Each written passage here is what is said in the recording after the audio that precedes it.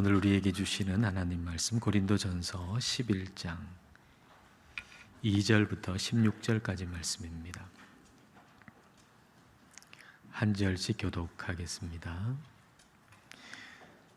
너희가 모든 일에 나를 기억하고 또 내가 너희에게 전하여 준 대로 그 전통을 너희가 지킴으로 너희를 칭찬하노라.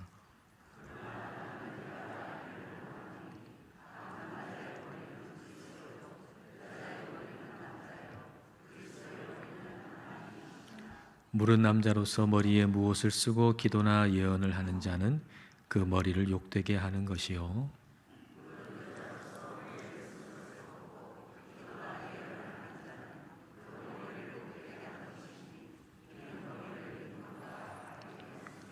만일 여자가 머리를 가리지 않거든 깎을 것이요, 만일 깎거나 미는 것이 여자에게 부끄러움이 되거든 가릴지니라.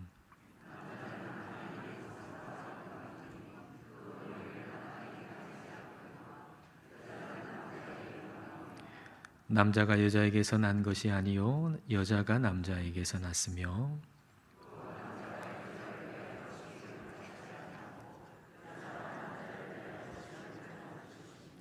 그러므로 여자는 천사들로 말미암아 권세 아래에 있는 표를 그 머리 위에 둘지니라.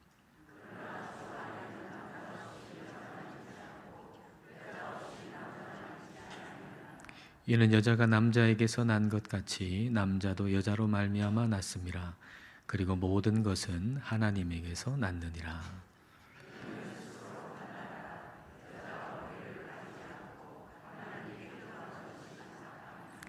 만일 남자에게 긴 머리가 있으면 자기에게 부끄러움이 되는 것을 본성이 너희에게 가르치지 아니하느냐.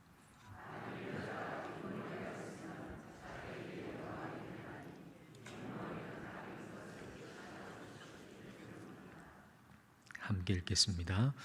논쟁하려는 생각을 가진 자가 있을지라도 우리에게나 하나님의 모든 교회에는 이런 관례가 없느니라. 아멘. 오늘 우리가 읽은 본문은 우리와 별로 상관이 없는 이야기처럼 들립니다. 머리에 수건을 쓰는 문제는 우리에게 그렇게 중요한 문제로 여겨지지 않는 것 같습니다. 그래서 오늘 말씀이 쉽게 마음에 와 닿지 않습니다. 그러나 이 말씀을 우리가 가만히 읽어보면 그 말씀 안쪽이 보입니다. 그리고 그 말씀 안쪽에는 예배라고 하는 매우 중요한 단어가 숨겨져 있습니다. 따라서 오늘 본문 말씀을 통해서 우리는 예배, 특별히 함께 모여서 드리는 이 주일 예배와 같은 공적 예배, 공예배에 대해서 생각할 수 있습니다. 자, 먼저 2절 말씀을 보십시오. 너희가 모든 일에 나를 기억하고 또 내가 너희에게 전하여 준 대로 그 전통을 너희가 지킴으로 너희를 칭찬하노라. 여기서 전통이라고 하는 말은 예수님의 복음의 진리에 대한 바울의 가르침을 얘기합니다. 그래서 이제 영어 번역에서도 전통을 의미하는 tradition이라고 번역하기도 하지만 또 다른 번역에서는 teachings, 가르침들이라고 하는 의미로 이 전통을 번역하기도 합니다. 오늘 본문 2절의 전통은 그러니까 예수님의 복음의 진리에 대한 모든 가르침을 얘기하는 겁니다. 그리고 예수님의 진리에 대한 모든 가르침이 가리키고 있는 것은 바로 하나님을 예배하는 것입니다. 우리가 예수 그리스도의 복음에 대한 진리를, 그 가르침을 받아야 하는 이유는 하나님을 제대로 예배하기 위함입니다. 우리가 성경을 열심히 공부하는 이유는 하나님을 올바르게 참되게 예배하기 위함입니다. 그러니까 진리의 모든 말씀을 우리가 배우고 그 가르침을 받아야 하는 것은 하나님을 향한 예배를 위한 것이죠. 따라서 오늘 2절 말씀에 전통이라고 하는 말 대신에 예배라고 하는 말로 바꾸었어도 그 의미가 통한다라고 하는 것입니다. 바울이 고린도 교회를 이 부분에 대해서 칭찬한다라는 것을 볼 때 고린도 교회 성도들이 주일에 잘 모였다라고 하는 것을 우리는 알 수 있습니다. 그러니까 모이기를 힘썼다라고 하는 것이죠. 우리는 주일에 함께 모이는 이 공예배를 소홀히 해서는 안 됩니다. 히브리서 10장 25절 말씀입니다. 모이기를 패하는 어떤 사람들의 습관과 같이 하지 말고 오직 권하여 그날이 가까움을 볼수록 더욱 그리하자. 밑에 괄호 속에 있는 거 세번역 번역으로 된 거거든요. 괄호 속에 있는 것 같이 읽겠습니다. 어떤 사람들의 습관처럼 우리는 모이기를 그만하지 말고 서로 격려하여 그날이 가까워 오는 것을 볼수록 더욱 힘써 모입시다. 어떤 이들은 모이지 않는 것이 습관이 되어버렸다는 것입니다. 주일에 공예배에 참석해서 예배를 드렸는데 한 주일 빠지고 두 주일 빠지고 그러다가 결국에는 더 이상 주일 예배에 참석하지 않는 것이 습관이 되어버린 사람들이 있다는 겁니다. 근데 그렇게 해서는 안 된다는 거죠. 그날이 가까워 오물 볼수록, 주님의 재림이 가까워 오물 볼수록, 지금이 그런 때 아니겠습니까? 이 세상에 전쟁이 일어나는 그런 모습들, 이런 여러 가지 모습들을 볼 때 정말 주님이 오실 날이 가까이 왔다라고 하는 걸 우리가 보고 있는데, 그럴 때일수록 서로 격려하여서 모이기를 힘써야 한다라는 말씀입니다. 주일에 함께 모여서 예배하는 이 공예배의 전통은 반드시 지켜져야만 합니다. 성경이 그렇게 하라고 말씀하시는 것은 우리에게 반드시 유익이 되기 때문이죠. 톨스토이가 그의 고백록에서 이런 얘기를 합니다. 자꾸만 자살 충동이 일어나는 거예요. 죽고 싶은 거예요. 이 자살 충동이 일어나는 것은 어떤 영적인 갈등과 연관이 있습니다. 마음속에 자꾸만 하나님이 없다는 생각이 자꾸 드는 겁니다. 하나님이 없다, 하나님이 없다. 이런 갈등이 자꾸 일어나면서 마음속에는 자살 충동이 일어났어요. 죽고 싶은 거예요. 그런데 어느 날 마음속에 어떤 음성이 들린 겁니다. 하나님이 살아계시다. 하나님이 계시다. 하나님은 생명이시다. 하나님 없이는 산다고 하는 건 불가능하다. 하나님을 찾는 삶을 살아라 하는 음성이 마음속에 들리는 겁니다. 그 음성과 함께 환한 빛이 마음속에 비치고, 그 빛이 한번 들어온다 하면은 더 이상 그 빛이 떠나가지 않더라는 겁니다. 그리고 새 힘을 얻어서 살기 시작했고, 그리고 마음속에 있는 자살 충동도 사라졌다는 것이죠. 어떻게 이런 일이 일어났는가? 톨스토이는 자신에게 일어난 일을 하나의 비유로, 이야기로 이렇게 설명을 합니다. 큰 강이 있습니다. 그리고 이쪽 편에 아주 작은 배가 있습니다. 그 속에, 그 배에 톨스토이가 타고 있는 거죠. 목적지는 저 강의 반대편 강가입니다. 열심히 노를 저어가지고 그 목적지인 반대편 강가로 가고 있습니다. 근데 강의 중앙으로 오면 올수록 이게 물살이 너무 세가지고 뒤로 자꾸 밀리는 거예요. 그리고 목적지로부터 자꾸 멀어지는 것이죠. 멀어지다가 급기야는 이 목적지가 어디인지까지도 잊어버렸어요. 근데 자기뿐만 아니고 여러 많은 배들이 그렇게 그 물살에 휩쓸려 가지고 떠내려가는데, 그렇게 떠내려가면서 이 방향이 옳다라고 생각하면서 오히려 기뻐하더라는 거죠. 목적지하고 지금 반대로 가고 있는데 떠밀려 내려가면서 사람들이 그걸 기뻐하더라는 겁니다. 그리고 그 속에서 자기도 역시 그렇게 그 무리 속에 함께 떠내려가고 있었다는 것이죠. 그런데 한참을 떠내려가다 보니까 앞에 급류가 보이는데, 이 급류는 이제 한번 휩쓸리면 완전히 배를 박살나게 만드는 그런 급류였어요. 그리고 여러 배가 이미 그 급류에 휩쓸려 가지고 박살이 난 그런 모습이 보입니다. 그때 비로소 제정신이 돌아온 거죠. 그런데 앞에는 급류가 있어요.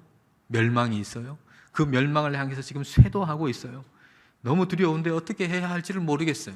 그 순간에 뒤를 돌아보니까 수많은 작은 배들이 물길을 거슬러 올라서 노를 열심히 저으면서 그 물길을 거슬러 올라가는 수많은 배들을 보게 된 것입니다. 그 무수한 배들을 보고서는 내가 이전에 이 강가, 저 반대편 강가로 가고 있었지라고 하는 게 비로소 생각이 나고, 자기도 열심히 노를 다시 저어가지고 이 물결을 거슬러 올라가서 그 목적지를 향해서 노를 저어 가기 시작했다는 거예요. 그리고 그때 삶에 새 힘이 생기고 새 소망이 생겼다라고 하는 것입니다. 톨스토이가 이 비유를 얘기하면서 이렇게 설명합니다. 그 강가는 하나님이다. 그리고 그 강가, 그 목적지로 인도하는, 그 방향으로 인도하는 것은 전통이다. 그리고 노는 하나님을 향해서 열심히 나아가라고 나에게 준 자유다라고 얘기를 했습니다.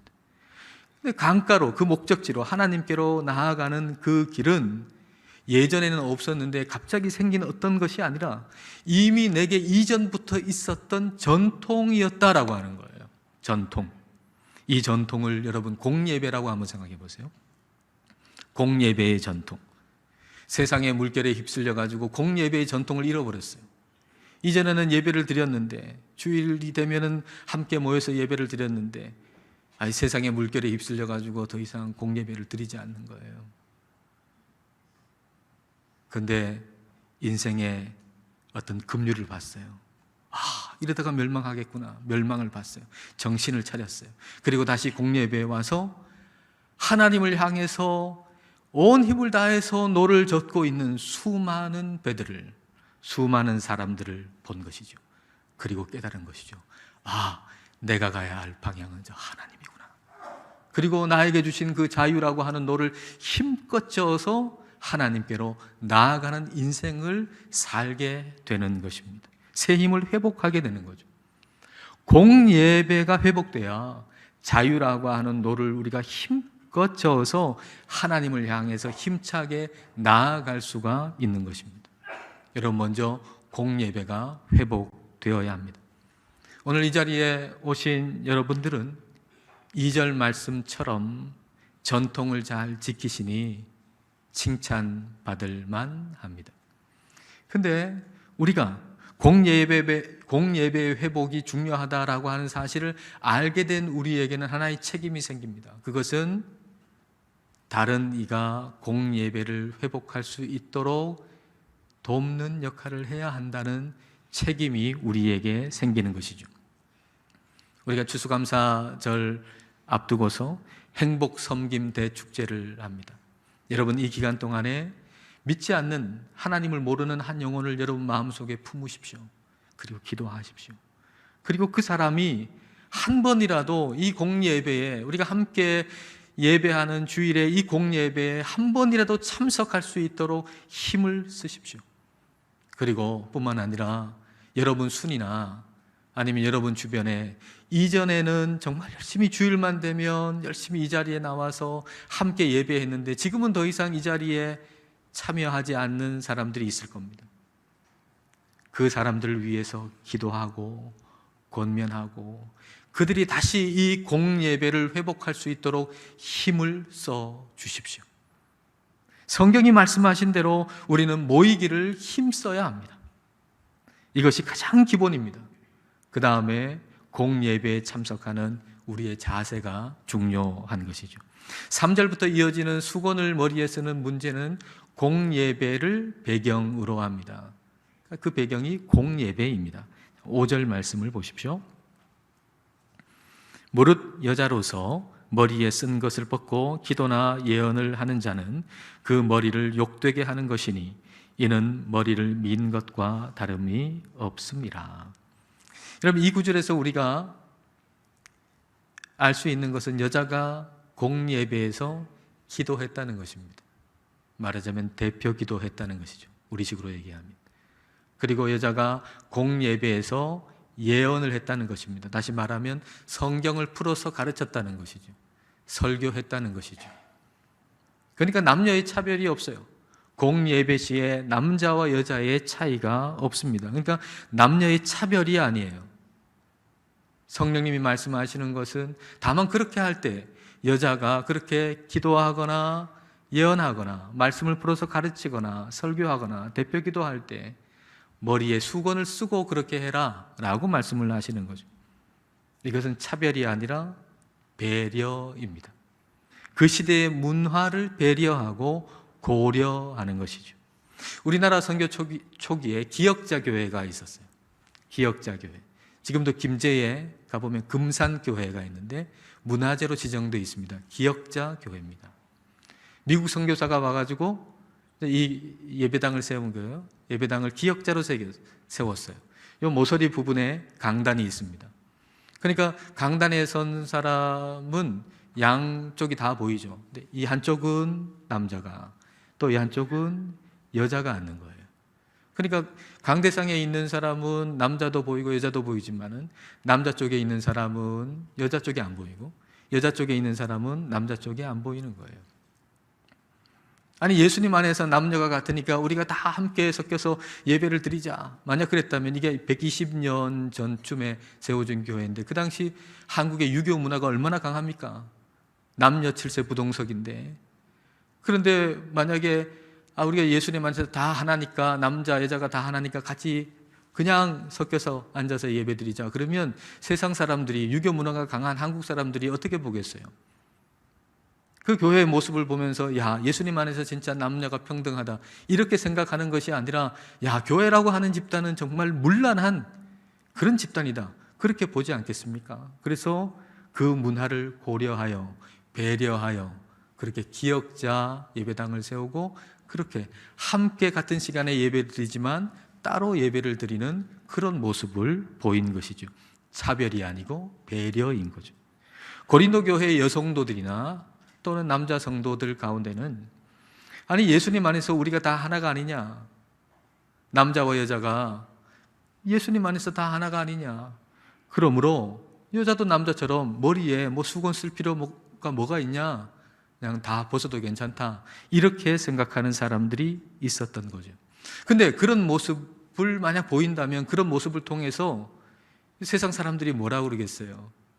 아, 교회라고 하는 이 공동체는 정말 하나님 안에서 남녀가 평등한 그런 공동체구나 이렇게 보는 것이 아니라 그 당시에 머리를 헤치고 다녔던 그런 창녀를 생각하는 거죠.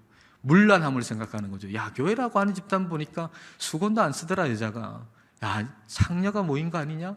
아니면 성적으로 문란한 집단 아니냐? 이렇게 볼 수밖에 없는 것이죠. 그러므로 여자가 머리에 수건을 쓰는 것, 그것은 차별이 아니라 배려인 것입니다. 그런데 어떤 이는 이렇게 얘기를 할 겁니다. 우리가 예배 드릴 때 뭐 세상 사람들이 우리가 예배 드리는 거 보냐, 우리가 예배 드리니까 예배 드리는 우리끼리 합의하면 되는 거 아니냐, 우리끼리 좋다, 여자가 머리에 수건 쓰지 않는 거 그거 괜찮다, 우리가 서로 합의하면 되는 거 아니냐, 이렇게 말하는 사람도 있을 수가 있겠죠. 10절 말씀을 여러분 보십시오. 10절입니다. 그러므로 여자는 천사들로 말미암아 천사들 때문에 권세 아래에 있는 표를 그 머리 위에 둘지니라. 오늘 본문은요, 마치 이제 두 사람이 통화를 하는데 이 한쪽 통화의 내용만 듣고 있는 것과 같아요. 바울과 고린도 교회 성도 간에 지금 통화를 한다고 생각해 보세요. 그런데 내가 바울 옆에 있어요. 근데 이 고린도 교회 성도들이 하는 얘기는 안 들려요. 단지 바울이 하는 얘기만 들리는 거예요. 그러니까 바울이 하는 얘기를 듣고 저쪽에서 뭘 얘기했는가 추측해야 되고, 또 때로는 저기서 뭘 얘기했느냐를 알아야 여기서 얘기한 내용이 분명히 이해가 될 텐데 이제 그럴 수 없으니까 상당히 해석에 어려움이 있는 거죠. 이 구절도 마찬가지입니다. 그래서 이 구절에 한 가지 정확한 해석이 있는 것은 아니에요. 그러니까 이것만이 바른 해석이다라고 말할 수 없다는 얘기죠. 다만 이 구절을 묵상하면서 깨달아지는 것은 말씀드릴 수 있을 겁니다. 이 구절 10절 말씀을 읽으면서 저에게 깨달아지는 것, 그것은 이것입니다. 보이지 않는 천사까지도 배려하는 마음으로 보이는 사람을 배려하라. 보이지 않는 천사까지도 배려하는 마음으로 보이는 사람을 배려하라. 여러분이 정말 어쩔 수 없는 상황이어서 오늘 영상 예배를 드린다고 한번 생각해 보십시다. 어쩔 수 없는 상황이에요. 더 얘기 나올 수 없어요. 그래서 여러분이 영상 예배를 지금 드리고 있다고 한번 생각해 보십시다. 근데 러닝 차림으로 예배를 드리고 있는 거예요. 나 혼자인데 뭐 누가 보나? 그리고 러닝 차림으로 예배를 드리고 있어요. 근데 10절의 대답은 이거죠. 천사를 배려해라. 네가 지금 예배를 혼자 드리고 있는 게 아니고 그 자리에 천사가 너와 함께 예배를 드리고 있다. 하나님께 너에게 너를 섬기라고 천사를 보냈는데 그 천사가 지금 너와 함께 예배를 드리고 있다. 그러니까 너 천사를 배려해서 러닝 차림으로 있지 말고 옷을 좀 갖춰 입고 예배를 드려라. 뭐 그런 의미가 되겠죠. 공예배가 마찬가지예요. 우리끼리만 합의하면 나도 괜찮고 너도 괜찮다 라고 하면 되는 것이 아니고 천사도 여기에 같이 예배 드리는 것을 여러분이 알아야 된다는 거예요. 우리만 예배 드리는 게 아니에요. 여기에 천사가 함께 하나님을 예배 드리고 있어요. 그래서 보이지 않는 천사까지도 배려하는 마음으로 보이는 사람을 배려하라 라고 하는 얘기죠. 그러니까 공예배를 드릴 때 우리는 헤어스타일 하나도 옷차림 하나도 다른 이의 영적 유익을 위해서 그렇게 해야 된다라고 하는 거예요. 다른 이의 영적 유익을 위해서. 그래, 내 스타일이니까 내 마음대로 할 수 있을 거예요. 그러나 다른 사람의 유익을 위해서 그렇게 하라는 거예요. 예배는 나 중심을 벗어나는 것입니다. 예배는 하나님 중심이 되고 그리고 다른 사람에게 유익이 되도록 하는 것, 유익을 주어야 하는 것이죠. 우리가 공예배에서마저도 나 중심적이라면 언제 우리가 하나님 중심이 될 수가 있겠습니까? 여러분, 우리가 공예배를 지금 드리고 있는데 이 공예배마저도 나 중심적이라면 우리가 우리의 삶의 어느 순간에 하나님 중심이 될 수가 있겠습니까? 우리가 공예배마저도 다른 사람의 영적 유익을 생각하지 않는다면 우리가 어느 순간에 다른 사람의 유익을 생각하면서 살 수가 있겠습니까? 불가능한 일이겠죠. 그러나 어떤 이들은 공예배마저도 자기 중심적이 되기를 원하고 있습니다.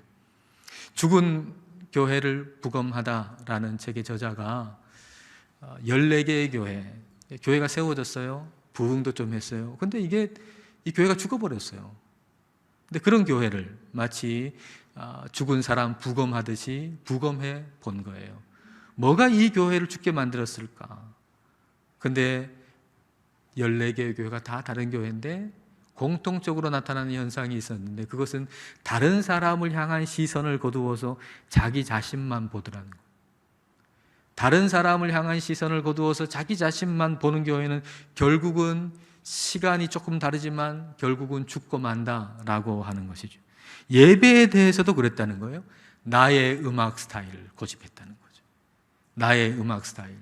그리고 내가 생각하는 예배의 순서, 내가 생각하는 예배의 소요 시간이어야 한다고 생각하는 거예요. 내 음악 스타일, 예배 가운데 내 음악 스타일로 찬양이 드려져야 한다고 생각하는 거죠. 근데 내가 원하는 음악 스타일로 찬양이 드려지지 않으면 오늘 예배가 제대로 안 됐어. 그렇게 얘기하는 거예요. 여러분, 예배가 제대로 안 됐습니까? 내가 원하는 음악 스타일이 아니어서 내가 원하는 음악 스타일은 요건데 요 음악 스타일로 찬양이 드려져야 되는데 영 내가 알지도 못하는 찬양을 부르고 에이 오늘 예배는 다 제대로 안 됐어. 또는 예배가 드려지는 순서가 요렇게 돼야 되는데 아니 뭐 이렇게 되나? 이 예배가 제대로 안 됐네. 또는 소요시간 1시간 안에 끝나야 되는데 11시에 시작했으면 12시에 딱 끝나야 되는데 12시 5분까지 막 지나간단 말이에요. 짜증이 막 나는 거죠. 자기 중심적으로 모든 걸 생각하기 때문입니다.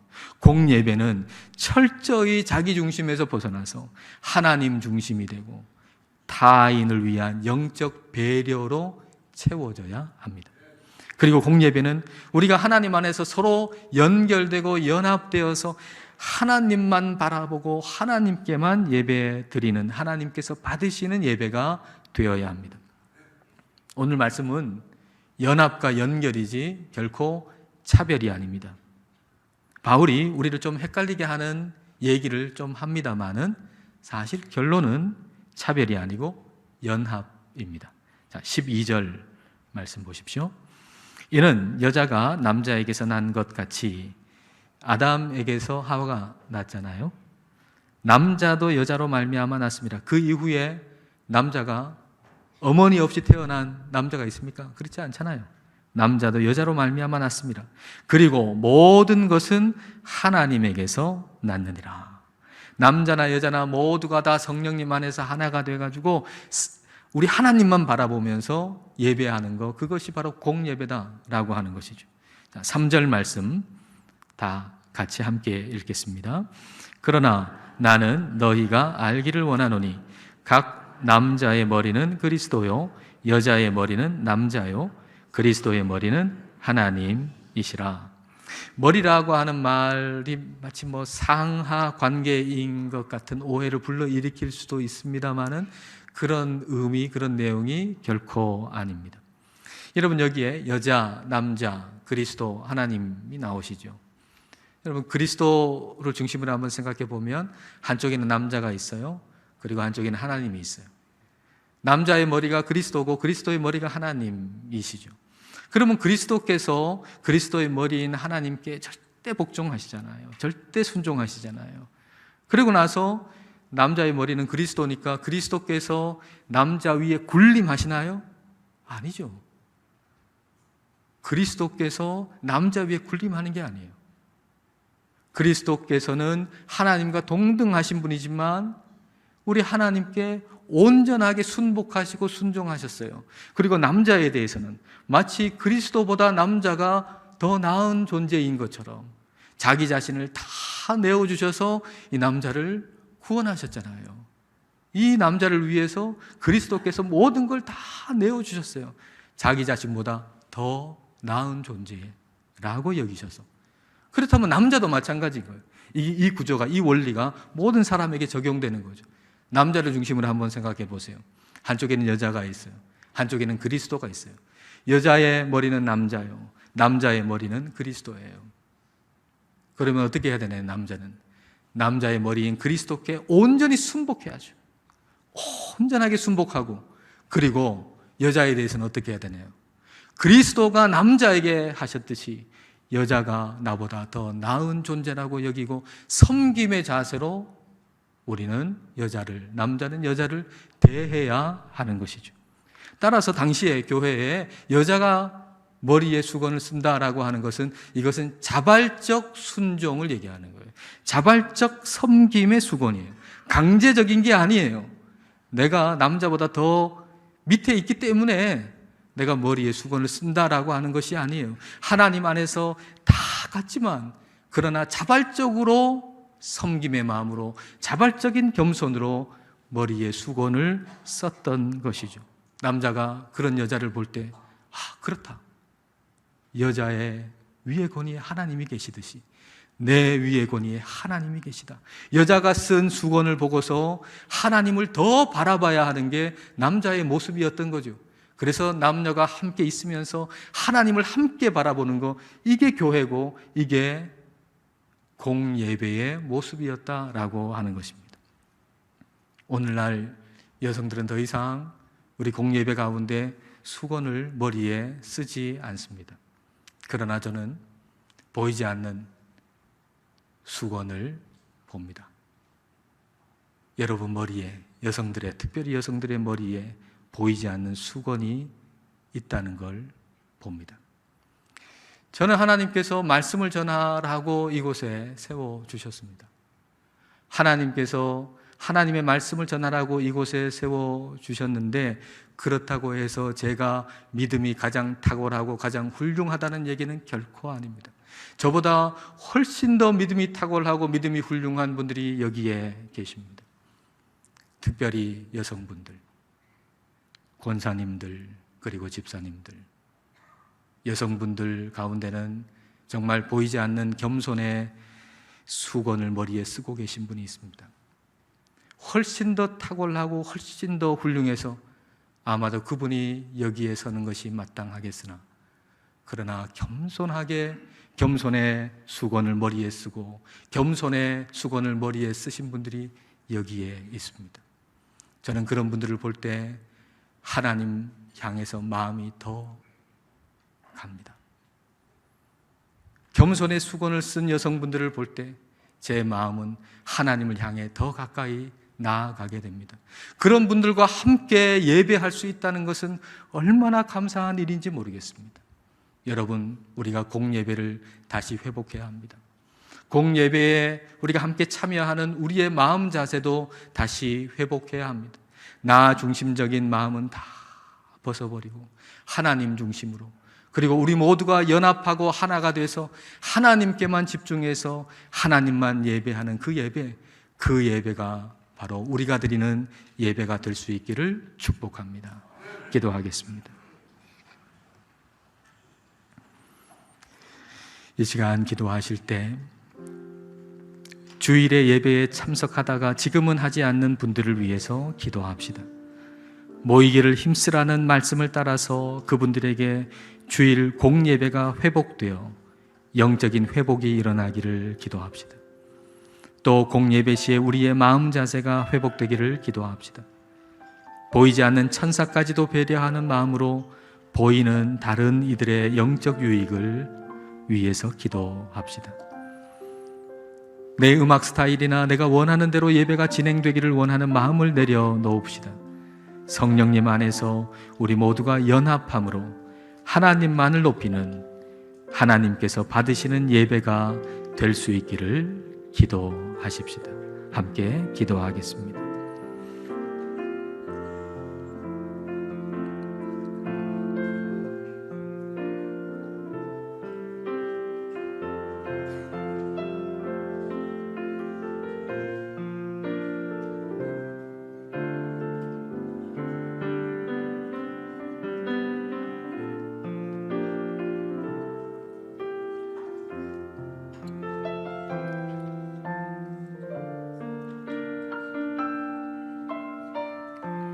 인생의 주인 되시는 하나님 아버지, 저희들을 부르셔서 하나님을 예배하는 예배 공동체로 삼아 주심을 감사드립니다.